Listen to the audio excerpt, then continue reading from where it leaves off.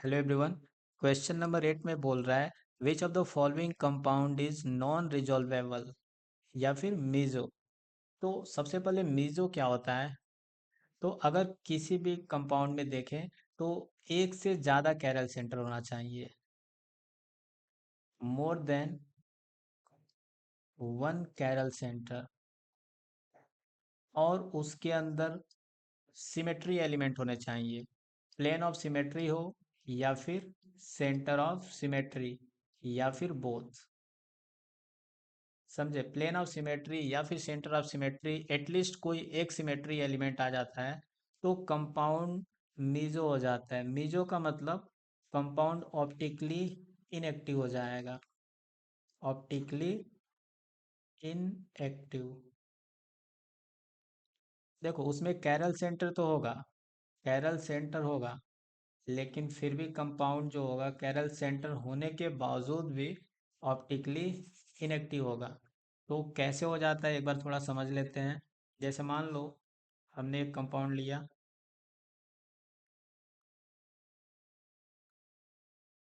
और ये optically inactive है। तो ऑप्टिकली इनएक्टिव कैसे हो गया। देखो इस कंपाउंड में देखेंगे तो प्लेन ऑफ सिमेट्री है।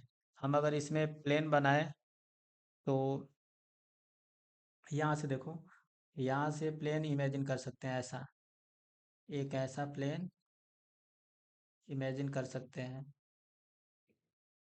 तो देखो इस प्लेन के ऊपर मिथाइल है और जस्ट प्लेन के नीचे मिथाइल है। यहाँ पे प्लेन के ऊपर एच है, प्लेन के जस्ट नीचे एच है। प्लेन के ऊपर ओ एच है, प्लेन के जस्ट नीचे ओ एच है। तो यहाँ पे प्लेन ऑफ सिमेट्री है। अच्छा, प्लेन ऑफ सिमेट्री से होता क्या है, ये जो मॉलिक्यूल है अगर इसका मिरर इमेज बनाए तो जो मिरर इमेज बनेगा यहाँ पे, मिरर इमेज इस गिवन मॉलिक्यूल पे सुपर इम्पोज हो जाएगा। सुपर इम्पोज मीन्स हम बोल सकते हैं जो मिरर इमेज बना एक्चुअल में वो दूसरा कंपाउंड नहीं है, ये खुद यही कंपाउंड है। गिवन कंपाउंड जो गिवन स्ट्रक्चर है वही स्ट्रक्चर है मिरर इमेज भी।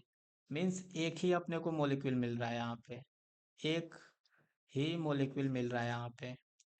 अब देखो ऑप्टिकली इनेक्टिव कैसे हो गया। तो ऊपर वाला जो पार्ट है, प्लेन के ऊपर वाला पार्ट, अगर ये लाइट को क्लॉकवाइज रोटेट कराएगा, कौन सा लाइट, इसमें लेते हैं प्लेन पोलराइज्ड लाइट। तो अगर प्लेन पोलराइज्ड लाइट को ऊपर वाला पार्ट क्लॉकवाइज घुमाएगा, जितने एंगल से, मान लो थीटा एंगल से, तो नीचे का जो प्लेन नीचे है, जो प्लेन के नीचे वाला पार्ट है, ये कैरल सेंटर, ये लाइट को एंटी क्लॉकवाइज घुमा देगा उतने ही एंगल से, मतलब माइनस थीटा से। तो जो प्लेन पोलराइज लाइट का नेट रोटेशन जो होगा, नेट रोटेशन, वो थीटा माइनस थीटा आएगा और ये जीरो निकल के आएगा। तो अगर ऐसा कहीं अपने को मिले कि कैरल सेंटर एक से ज़्यादा हो, ये तो कंडीशन मस्ट है, एक से ज़्यादा कैरल सेंटर हो और उस मॉलिक्यूल के अंदर प्लेन ऑफ सिमेट्री हो या फिर सेंटर ऑफ सिमेट्री या फिर दोनों, तो जो मॉलिक्यूल होगा उसका मिरर इमेज लेंगे। तो मिरर इमेज गिवन स्ट्रक्चर पे जो हमने यहाँ पे बनाया इस पे सुपर इम्पोज हो जाता है। मीन्स मिरर इमेज और एक गिवन स्ट्रक्चर दोनों एक ही है। अब ऐसा हम बोल सकते हैं कि मॉलिक्यूल का कोई मिरर इमेज नहीं बनेगा। मीन्स मॉलिक्यूल का सिर्फ और सिर्फ एक ही स्ट्रक्चर पॉसिबल है, और ये जो स्ट्रक्चर है ये ऑप्टिकली इनएक्टिव है। मतलब लाइट को, प्लेन पोलराइज लाइट को रोटेट नहीं करा सकता है। अब इसका रीजन क्या है, due to internal compensation, internal compensation की वजह से रोटेट नहीं करा पा रहा है। तो अपने को इसमें वही बताना है कि किस मॉलिक्यूल में क्या है, कौन सा मॉलिक्यूल नॉन रिजॉल्वेबल है, मीन्स मीजो है। तो ऑप्शन ए में देखेंगे, यहाँ पे देखो इस कार्बन को देखो, यहाँ से अगर हम एक, यहाँ पे कहीं प्लेन ऑफ सिमेट्री दिख रहा है क्या, तो यहाँ से देखो इस वाले कार्बन से और इस वाले कार्बन से अगर एक प्लेन पास करे, यहाँ पे ऐसा एक प्लेन पास करे, तो देखो प्लेन ऑफ सिमेट्री आ रहा है। मीन्स कैरल सेंटर भी है एक से ज़्यादा और प्लेन ऑफ सिमेट्री है, मीन्स ये मीजो हो जाएगा। ऑप्शन बी में देखें तो यहाँ पे प्लेन ऑफ सिमेट्री आएगा क्या, तो ये दोनों जो कार्बन है ओ एच जिस पे लगा है इसके बीच से प्लेन पास करो, और यहाँ पे ये जो कार्बन है, तो यहाँ से देखो प्लेन ऑफ सिमेट्री इसमें भी आ रहा है, प्लेन ऑफ सिमेट्री आ रहा है। मिथाइल जो है आधा आधा कट जाएगा, एच भी हाफ हाफ हो जाएगा। इस कार्बन का मिरर इमेज यहाँ पे आ रहा है, ओ एच का मिरर इमेज यहाँ पे आ रहा है, एच का मिरर इमेज यहाँ आ रहा है। मीन्स इसमें प्लेन ऑफ सिमेट्री है और एक से ज़्यादा कैरल सेंटर भी है। तो ये इंटरनल कंपनसेशन की वजह से मीजो हो गया ये भी। और यहाँ पे देखो सी में सेंटर ऑफ सिमेट्री दिख रहा है। यहाँ पे बी आर के जस्ट अपोजिट यहाँ बी आर है, सेंटर यहाँ पे कहीं है सेंटर। इस सेंटर के अराउंड देखो सेंटर ऑफ सिमेट्री आ रहा है। यहाँ पे इस बी आर के अपोजिट अपोजिट क्या लगा है, ये बी आर लगा है। और एच के अपोजिट एच लगा है, मीन्स यहाँ पे सेंटर ऑफ सिमेट्री है और एक से ज़्यादा कैरल सेंटर भी है। तो ये भी मीजो हो गया। तो ए बी सी तीनों मीजो है, ऑल ऑफ दिस करेक्ट हो जाएगा। क्वेश्चन नंबर 9 में बोल रहा है, ये जो कंपाउंड दिया है पूछ रहा है कि which conformer of the above compound is most stable across C2 C3।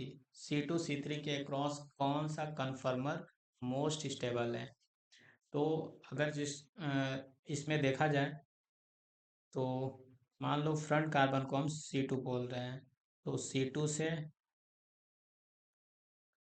से लगा है H, H और OH। जो बैक कार्बन होगा उससे लगा है एक F लगा है, H लगा है और H लगा है। तो देखो बैक कार्बन है C3 और फ्रंट वाला कार्बन है C2। तो ये जो हमने फॉर्म बनाया है ये फुली इक्लिप्स्ड वाला फॉर्म है, फुली इक्लिप्स्ड।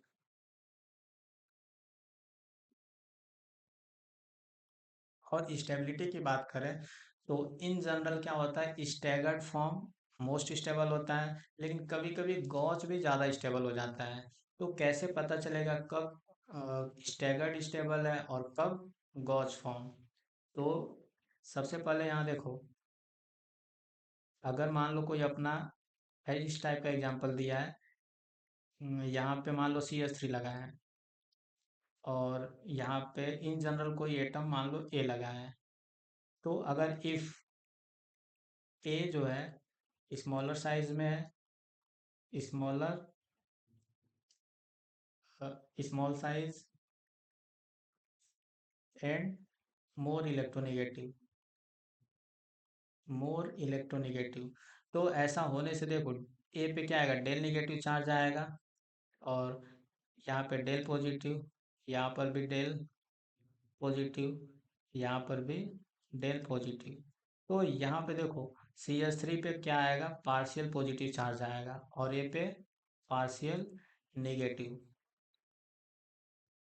तो ऐसा देखो partial positive partial negative charge आया तो इनके बीच इंटरेक्शन हो सकता है। अगर हम न्यूमान प्रोजेक्शन इसका बनाए तो देखो यहाँ पे इसी का ड्रॉ कर देते हैं। मान लो ये अपना C2 कार्बन है, ये C3 है। तो C2 को अगर फ्रंट कार्बन की तरफ बनाए तो यहाँ पे लगा है CH3, यहाँ पे H, यहाँ पे H और बैक कार्बन पे एक ए लगा है, दो H लगे हैं। तो देखो ए पे डेल निगेटिव है और CH3 पे क्या है, डेल पॉजिटिव। कम चार्ज है लेकिन है तो पॉजिटिव चार्ज। तो इसमें क्या होता है कभी कभी इंटरेक्शन होने लगता है। तो इंटरेक्शन होगा तो उसको बोलते हैं, मान लो इंटरेक्शन जो है डाइपोल टाइप का है। जो इंटरेक्शन है इसमें देखो इंटरेक्शन हो रहा है, तो डाइपोल डाइपोल इंटरेक्शन हो रहा है यहाँ पे, dipole dipole dipole dipole interaction यहाँ पे हो रहा है।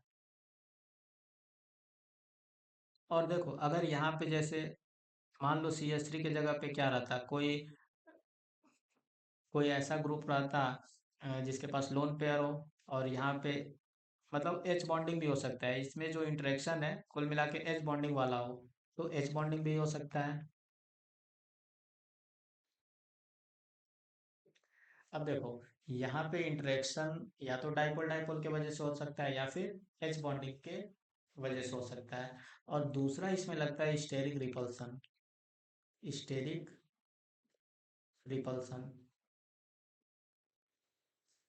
तो देखो, स्टेरिक रिपल्सन ग्रुप के साइज की वजह से आता है। अगर मतलब कोई ग्रुप या एटम बड़े साइज का है तो स्टेरिक रिपल्सन ज़्यादा होगा। तो ग्रुप या एटम एक दूसरे से दूर रहना चाहेंगे, तो दूर रहने के केस में क्या होगा, CH3 और ए जो है एक दूसरे से एंटी रहना चाहेंगे। मतलब यहाँ पे जो ग्रुप, मान लो यहाँ पे हमने G1 बोल दिया और इसको एक ग्रुप बोल दिया G2। तो अगर स्टेरिक रिपल्सन डोमिनेटिंग होगा तो G1 और G2 एक दूसरे से मैक्सिमम डिस्टेंस पे रहना चाहेंगे, मीन्स स्टेगर्ड फॉर्म में रहना चाहेंगे। तो स्टेगर्ड फॉर्म में यहाँ पे कुछ ऐसे बना देंगे उस केस में। यहाँ पे यहाँ पे मान लो G2 है और H यहाँ पे G1, यहाँ पे H लगा दिया। अच्छा, G1 G2 अलग एग्जांपल मान लो हमने, इसमें स्टेरिक डोमिनेटिंग है, वो वाला एग्जांपल लिया। स्टेरिक जो रिपल्सन है वो डोमिनेटिंग है। और ये वाला जो एग्जांपल लिया वो अलग टाइप का एग्जांपल है, जिसमें जिसमें जो इंटरेक्शन है वो डोमिनेटिंग है। इंटरेक्शन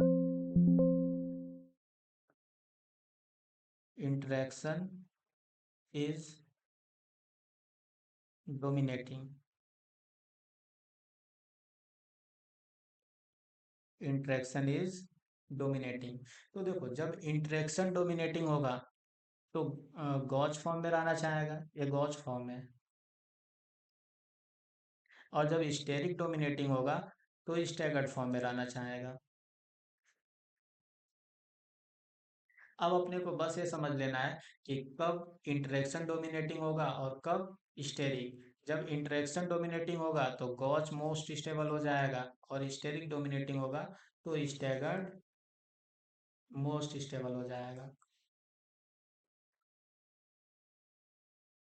तो देखो, जो ए है, अगर A is smaller in size and more electronegative हो गया, मीन्स ए के जगह पे अगर एफ हो जाए या फिर ओ एच हो जाए या फिर सी एन हो जाए या फिर ओ कोई स्टर लगा हो CH3 इस टाइप का, ETC और भी हो सकते हैं। तो अगर ऐसा कहीं दिख रहा है कि मतलब इस टाइप के ग्रुप लगे हैं, NH2 भी हो सकता है, NH2। तो यहाँ पे एक तो स्मॉलर साइज है और मोर इलेक्ट्रोनेगेटिव एटम है सब। तो इस केस में इंटरेक्शन डोमिनेटिंग हो जाता है और हम लोग बोल सकते हैं गॉज फॉर्म क्या है, गॉज फॉर्म मोस्ट स्टेबल है, मोस्ट स्टेबल। और अगर यहाँ पे जो ए है, ए के जगह पे मान लो अगर ए के जगह पे बड़े साइज के एटम हो गए, जैसे फ्लोरीन, ब्रोमीन, आयोडीन। इस समय देखो साइज ज़्यादा है, size is large. Large size होने के वजह से डाइपोल डाइपोल इंटरेक्शन उतना ज़्यादा नहीं होगा, लेकिन स्टेरिक रिपल्सन क्या हो जाएगा, ज़्यादा। तो स्टेरिक रिपल्सन डोमिनेटिंग है तो स्टेगर्ड फॉर्म मोस्ट स्टेबल हो जाएगा। अब एक और केस बनता है कि अगर मान लो इस टाइप का है, CH2 इधर भी F इधर भी F, और इसके अलावा CH2 इधर Cl लगा दिए, या फिर Br यहाँ पर भी क्या लगा सकते हैं, Br ले ले या फिर I ले ले। कुल मिला के ऐसे लिख लो, CH2 X एक्स, एक्स की जगह पे कुछ भी ले सकते हो, फ्लोरीन, ब्रोमीन, आयोडीन। तो यहाँ पर भी स्टेरिक डोमिनेटिंग होता है, स्टेरिक डोमिनेटिंग फैक्टर है, डोमिनेटिंग, स्टेरिक डोमिनेटिंग होता है। और इस केस में यहाँ पे गॉस फॉर्म स्टेबल होता है, लेकिन यहाँ पे कोई इंटरेक्शन नहीं है, यहाँ पे हाइपर कंजुगेशन से एक्सप्लेन होगा ये हाइपर कंजुगेशन इसमें लगेगा, हाइपर कंजुगेशन का कॉन्सेप्ट। तो इसको समझ लेते हैं कि इसमें स्टेबिलिटी कैसे एक्सप्लेन करेंगे। तो देखो, इसके लिए हम बना सकते हैं इसका सॉहर्स प्रोजेक्शन। यहाँ पे एफ, यहाँ पे एच, एच, और यहाँ पे एक एच ले लेते हैं, यहाँ पे एफ, और यहाँ पे एच है। तो देखो, इसको एक्सप्लेन करते हैं, फिर जाके इसका न्यूमान बना लेंगे। तो यहाँ पे देखो, जो फ्लोरीन है, यहाँ पे एफ, ये सिग्मा, सिग्मा में इसके 2 इलेक्ट्रॉन है, और यहाँ पे इसका एंटी बॉन्डिंग है सिग्मा स्टार। और ये जो हाइड्रोजन है, इसका ये सिग्मा है, और इसका एंटी बॉन्डिंग कहीं यहाँ पे सिग्मा स्टार है। तो यहाँ पे जो हाइड्रोजन का जो फुली फिल्ड सिग्मा है, वो फ्लोरीन के एंटी बॉन्डिंग में अपना बॉन्ड पेयर डोनेट करेगा। क्यों डोनेट करेगा? हाईली पोलर है, C F bond is highly polar, C F bond is highly polar. ये बहुत ज़्यादा पोलर होने की वजह से क्या होता है, ये बॉन्ड टूट जाता है।